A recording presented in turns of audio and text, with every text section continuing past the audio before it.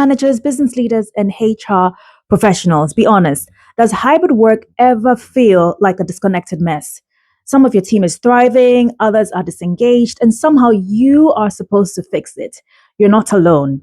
Today, I'm talking about real world solutions that make hybrid teams actually work so that you can stop micromanaging, build a team that collaborates naturally, and finally feel like hybrid work isn't just making do, but a real advantage. Stay till the end for an action plan you can implement this week. So I'll cover this in 4 parts. And part 1 is the reality check. So what is the hybrid challenge?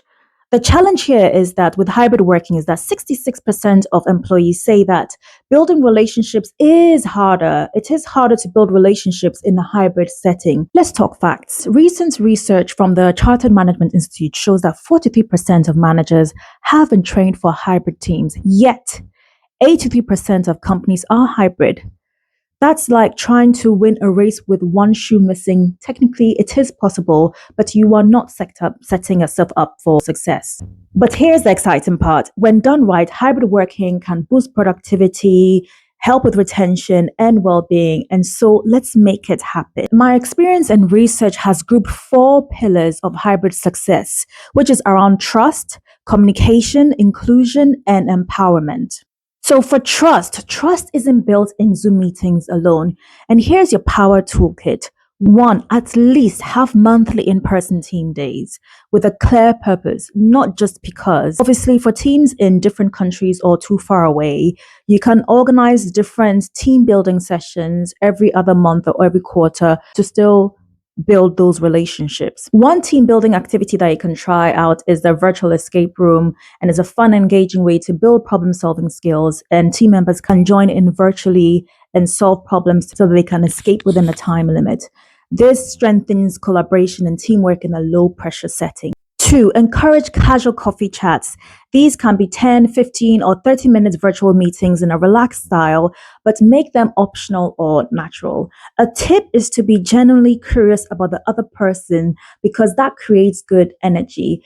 And I will share a link to a virtual coffee roulette that you can try out in your organization. Coffee chats are a great way to encourage informal conversations and help employees build relationships beyond the work tasks. A quick win with meetings is that you can rotate facilitators so that different people are leading the team because ownership creates engagement. And note this Gallup research insight, which states that teams with structured hybrid collaboration plans are 2.2 times more likely to experience positive team collaboration and 66% more likely to be engaged at work.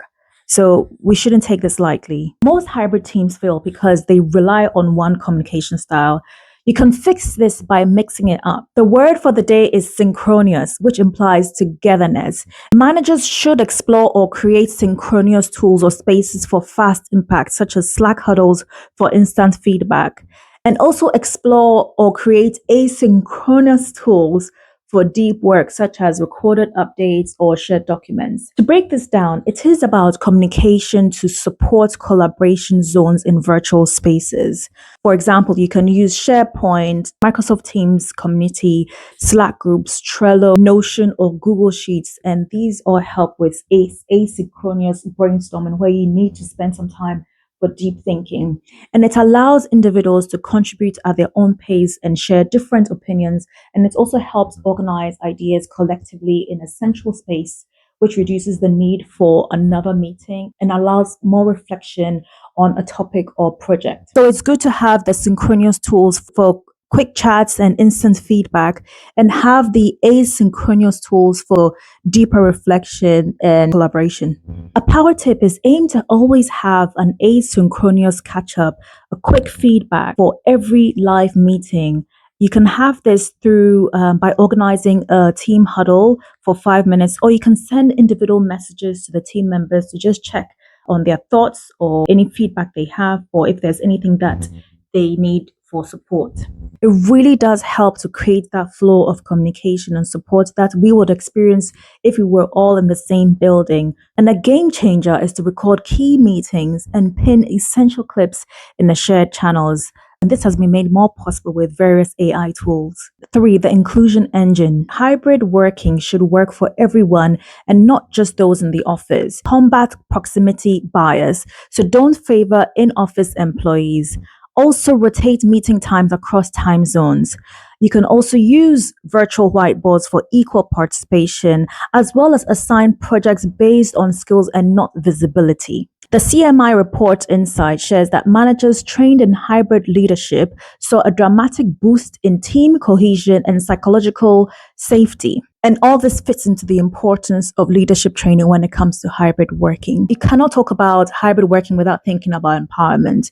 You need to trust your teams. Teams that feel ownership and a level of autonomy, they thrive. But how can you do that? 1, co-create clear expectations.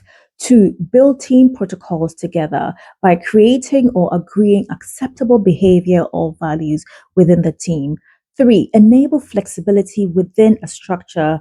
What is maybe or what is a non-negotiable? That needs to be clear. 4, have regular feedback loops. Now for part 3, I'll just share 2 case studies. So one example I pulled for the research that you can find the links in the description box is the accidental manager who inherited a scattered remote health and safety team. And what he did was to create monthly in-person meetups and a safe space for virtual sessions. The result, psychological safety and transparency skyrocketed. The key takeaway here is setting expectations openly transforms team trusts. Another example is the sales team were experiencing burnout, and this nationwide team were struggling with Zoom fatigue. And so what they did to resolve this was to balance virtual meetings with purpose-driven meetups and also created natural bonding spaces. The result was that productivity boosted and work-life balance was restored. Tip when it comes to hybrid working is that you need to avoid making this mistake, which is forcing fun. Trust comes from authentic engagement and not forced quizzes. So it needs to really be natural. And that's why those relationships need to be built authentically and organically. So part 4 is your 3-week action plan for hybrid success. The week 1 is about foundations. You need to have an audit of your hybrid setup. What is working? What is broken? 2 is co-create a team charter and set up essential communication channels. Week 2 is about implementation. You need to establish a consistent check-in rhythm and create clear availability guidelines. That's so important. And then 3, run a hybrid effectiveness review. We then move on to week 3, which is about fine-tuning. What does that mean? It means gather feedback and refine team protocols. Also adjust based on what's actually working. And then finally, celebrate early wins. A pro tip for immediate impact is that you need to keep meetings purposeful. That means having a clear agenda and mix the formats. Don't make it boring. Also, build real communications and start check-ins with personal wins, as well as empower your team through trust and having the right tools, which will equal success. Right, I don't want hybrid working to be a trend because trends come and go, but let's make it more viable. Let's make hybrid working a more viable way of working. The best teams don't just survive hybrid, they master it by being intentional. So what's your homework? You need to audit your hybrid setup this week and draft your team charter in the next 5 days. Try and schedule your first hybrid effectiveness review and try one new connection strategy this month. If you stay to the end, thanks for watching and drop a comment in the description box. What's your biggest hybrid work challenge? Let's figure this out together. Hit the like button and subscribe for more HR insights that actually work. See you soon and keep making progress with care.